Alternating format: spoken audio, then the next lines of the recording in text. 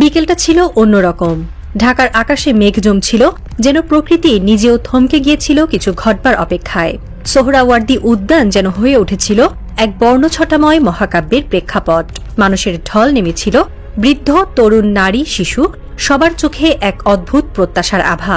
পায়ের ধুলোয় বাতাস ভারী হয়ে উঠেছিল, মাথার ওপর পতপত করে উড়ছিল ইসলামী আন্দোলনের সবুজ পতাকা। এক অপার্থিব মৌনতা যেন বাতাসে ঝুলেছিল। এটা কনসার্ট নয়, তারকাখচিত অনুষ্ঠান নয়, বরং এক ইতিহাস রচিত হওয়ার প্রাক্কাল। মঞ্চে উঠলেন ৭০ ছুঁই ছুঁই এক বয়োজ্যেষ্ঠ মানুষ। গায়ে সাদা পাঞ্জাবি, মাথায় সাদা টুপি, চোখে অনিদ্রার স্পষ্ট ছাপ, মুখে ক্লান্তির রেখা।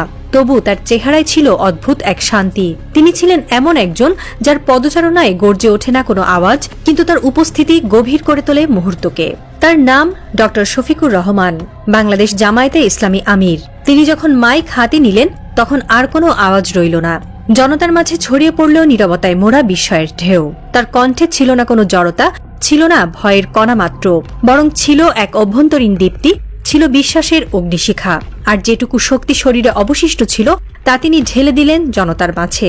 যেন তার শরীর ক্ষয়প্রাপ্ত হলেও হৃদয় তখনও তরুণ, তখনও জ্বলন্ত। মুখোমুখি দাঁড়ালেন এক বিশাল দায়িত্বের সামনে। নির্বাচন, রাজনৈতিক দমনপীড়ন, নিষেধাজ্ঞা আর অনিশ্চয়তার ভবিষ্যৎ। কিন্তু তার চোখে ছিল বিশ্বাস, তার হৃদয়ে ছিল আত্মত্যাগের প্রতিশ্রুতি। তিনি বললেন না কেবল কথা, তিনি যেন প্রতিটি শব্দ দিয়ে মানুষের আত্মা ছুঁয়ে গেলেন। সে বিকেলে সময় যেন থেমে গিয়েছিল। সূর্যের আলো নিস্তেজ হলেও মানুষ জ্বলছিল সাহসে, বিশ্বাসে, ভালোবাসায়। কোনো ক্যামেরা পুরোপুরি ধারণ করতে পারেনি সেই আবেগ, সেই স্পন্দন যা গোপনে তৈরি হচ্ছিল একটি জাতির হৃদয়ে। হঠাৎ করে তিনি কেঁপে উঠলেন, একটু নড়লেন, তারপর সামনে পড়ে গেলেন মঞ্চের ওপর। পুরো জনতা চিৎকার করে উঠল, স্যার, আল্লাহু আকবার, আমিরে জামায়াত। চারপাশে দৌড়াদৌড়ি শুরু হলো। ডাক্তাররা ছুটে এলেন। অক্সিজেন নেওয়া হবে কি না এই চিন্তার মধ্যেই আবার উঠে বসলেন তিনি। বললেন, একটু পানি দেন। তারপর আবার শুরু করলেন কথা। কেউ থামাতে পারল না।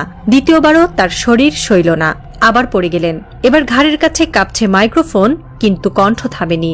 বসে থেকেই বলতে লাগলেন। প্রেসার মাপা হচ্ছে, হার্টবিট দেখা হচ্ছে, কিন্তু তার কণ্ঠে তখন বজ্রপাতের শব্দ।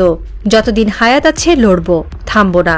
এর দৃশ্য যেন কল্পকাহিনীর মতো। মঞ্চের উপর একজন নেতা পড়ে আছেন, ডাক্তাররা চেষ্টা করছেন তাকে সারাতে, কিন্তু তিনি বসেই বলছেন, আমি এখনো বাঁচি, আমি এখনো বলবো, আমি এখনো লড়ব। বিশ্ব রাজনীতির ইতিহাসে কিছু দৃশ্য থাকে যেগুলো সময়কে ছাড়িয়ে যায়, পরিণত হয় এক চিরন্তন প্রতীকে। ২০২৪ সালে মার্কিন প্রেসিডেন্ট প্রার্থী ডোনাল্ড ট্রাম্প যখন আততায়ী গুলিতে আহত হওয়ার পর রক্তমাখা জামা গায়ে মঞ্চে ফিরে দাঁড়িয়ে বলেছিলেন, ফাইট, ফাইট, ফাইট, তখন সারা দুনিয়া থমকে গিয়েছিল। সাহসের সংজ্ঞা যেন নতুন করে লেখা হচ্ছিল। কিন্তু ঢাকার সোহরাওয়ার্দী উদ্যানের সেই বিকেল আমাদের দেখিয়ে দিল, সাহস শুধু এক ধনী রাষ্ট্রনেতার শরীর থেকে নয়, একজন বৃদ্ধ, সাধারণ, দেহে অসুস্থতা আর ক্লান্তি নিয়ে লড়াইরত ইমানদার মানুষের বুক থেকেও উঠে আসতে পারে এমন এক আগুন। ডক্টর শফিকুর রহমান ছিলেন না কোনো রাষ্ট্রের প্রধান। তার চারপাশে ছিল না নিরাপত্তার বলয়, বুলেট প্রুফ গাড়ি কিংবা স্নাইপার পাহারা। তার সামনে দাঁড়িয়ে ছিল জনতা এবং পেছনে ছিল তার ঈমান। তিনি ছিলেন একা, অথচ তিনি একা ছিলেন না, কারণ তার সাথে ছিল বিশ্বাস, তার সাথে ছিল আত্মিক সাহস, তার সাথে ছিল সেই অদৃশ্য শক্তি যা কেবল একজন সাচ্চা ইমানদারের বুকের ভেতর জ্বলে ওঠে। তিনি যখন মঞ্চে কথা বলতে বলতে হঠাৎ ভেঙে পড়েন, তখন চারিদিকে ছুটোছুটি শুরু হয়। চিকিৎসকরা এগিয়ে আসেন, নেতাকর্মীরা কান্নায় ভেঙে পড়েন, কিন্তু তিনি উঠে বসে আবার বলতে শুরু করেন। শরীর কাঁপছে, চোখে ক্লান্তি, তবু কণ্ঠে আগুন, যেন সময়কে বলে দিচ্ছেন, আমি এখনো শেষ হইনি। তার কণ্ঠে যখন ঝরছিল শেষ রক্তবিন্দু দিয়ে লড়াইয়ের অঙ্গীকার, তখন হাজারো দর্শকের চোখে দেখা যাচ্ছিল অশ্রু আর মুখে চাপা কাঁপন। এটি এক ইমানদারের শক্তি, যেখানে জীবন আর মৃত্যুর ব্যবধান শুধু একটি শ্বাস, কিন্তু বিশ্বাসের কাছে তাও তুচ্ছ। এই দৃশ্য আমাদের মনে করিয়ে দেয়, আধুনিক রাজনীতিতে যখন সাহসও শো টাইম হয়ে যায়, তখন এক বৃদ্ধ মানুষ তার দুর্বল শরীর নিয়েও হয়ে ওঠেন সাহসিকতার জীবন্ত পাঠশালা। এটা শুধুমাত্র রাজনৈতিক শক্তি নয়, এটা রুহানিয়াত, এটি এক আত্মিক জাগরণ। সমালোচনার ঝড়ের মধ্যেও দাঁড়িয়ে বলতে হয়, আপনি জামায়াতের রাজনীতিকে পছন্দ নাও করতে পারেন, আপনি তাদের অতীত ইতিহাসের সঙ্গে দ্বিমত পোষণ করতেই পারেন, কিন্তু একজন মানুষ যিনি নিজের অসুস্থ কাঁপতে থাকা শরীর নিয়েও লাখো জনতার সামনে দাঁড়িয়ে বলেন আমি এখনো বেঁচে আছি, আমি এখনো বলবো, তাকে সম্মান জানানো কেবল রাজনৈতিক সৌজন্য নয়, এটি এক মানবিক দায়িত্ব। সেদিন সোহরাওয়ার্দীর মঞ্চে তিনি ছিলেন না কেবল জামায়াতের আমির, তিনি হয়ে উঠেছিলেন একজন পিতার মতো, একজন মুরব্বীর মতো, যিনি তার সন্তানদের সাহস যোগাতে প্রাণপাত করছেন। কোনো রণকৌশল নয়, কোনো স্ক্রিপ্ট নয়, তিনি বলছিলেন হৃদয়ের গভীর থেকে জন্ম নেওয়া ইমানের কথা। চোখে মুখে ছিল ধৈর্যের দীপ্তি, কণ্ঠে ছিল এক মহান বার্তা, সত্যের পক্ষে দাঁড়ানো মানেই জীবনের শেষ দিন পর্যন্ত লড়ে যাওয়া। এমন সাহসিকতা ধর্ম বা দল চেনে না, এটা আসে হৃদয় থেকে, আসে বিশ্বাসের গভীর থেকে।